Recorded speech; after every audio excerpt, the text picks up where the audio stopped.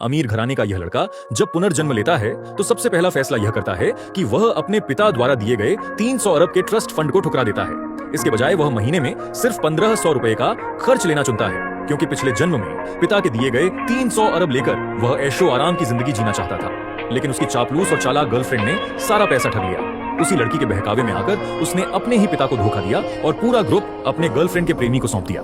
आखिरकार उसका अंजाम बेहद दर्दनाक मौत के रूप में हुआ।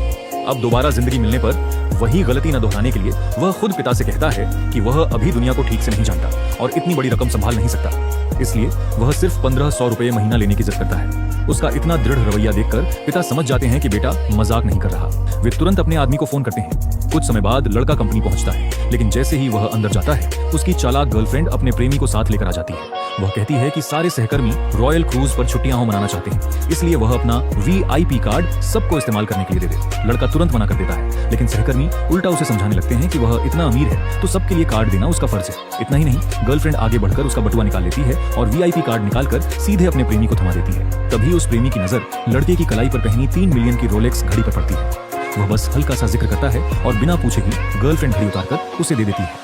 पिछले जन्म में लड़का चुपचाप सब सह लेता, लेकिन इस बार वह घड़ी और VIP कार्ड दोनों वापस छीन लेता है और साफ कह देता है कि वह कुछ भी उधार नहीं देगा। लड़के के विरोध करते ही चालाक लड़की गुस्से से उसे कंजूस कहती है। सारे सहकर्मी भी उसे स्वार्थी बताने लगते हैं और कहते हैं कि वे छुट्टियों पर जाकर तरोताजा होकर कंपनी के लिए और अच्छा काम करेंगे। गर्लफ्रेंड धमकी देती है कि अगर वह नहीं माना तो वह उससे ब्रेकअप कर लेगी। इतना कहकर वह खुद ही सबको क्रूज पर ले जाने का वादा कर देती है। लड़का बहस नहीं करता और कह देता है कि वह क्रूज की बुकिंग कर देगा। गर्लफ्रेंड मन ही मन खुश हो जाती है और सोचती है कि वह अब भी उसका पालतू आशिक है, लेकिन उसे नहीं पता था कि लड़का बस उन्हें सबक सिखाने वाला है, क्योंकि पिछले जन्म में इन्हीं सहकर्मियों ने क्रूज पर भारी तोड़फोड़ मचाई थी और 5 अरब से ज्यादा का नुकसान हुआ था, जिसका भुगतान उसी ने किया था। इस बार वह देखना चाहता था कि बिना उसके पैसे के वे क्या करेंगे। क्रूज पर जाने का दिन आता है।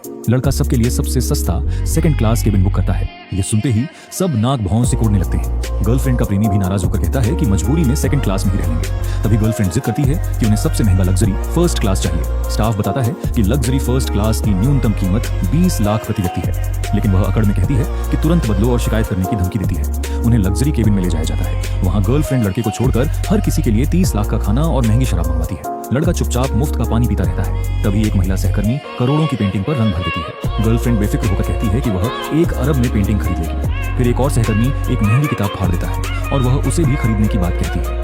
मैनेजर चेतावनी देता है, लेकिन वह उसे भी झड़क देती है। खाने के बाद बिल आता है। खाने और नुकसान की कुल राशि 2 अरब 40 करोड़ होती है। गर्लफ्रेंड आत्मविश्वास से VIP कार्ड निकालती है और कहती है कि आज पूरे क्रूज का खर्च भी वही देगी। मैनेजर बताता है कि कुल खर्च 5 अरब से ज्यादा हो जाएगा।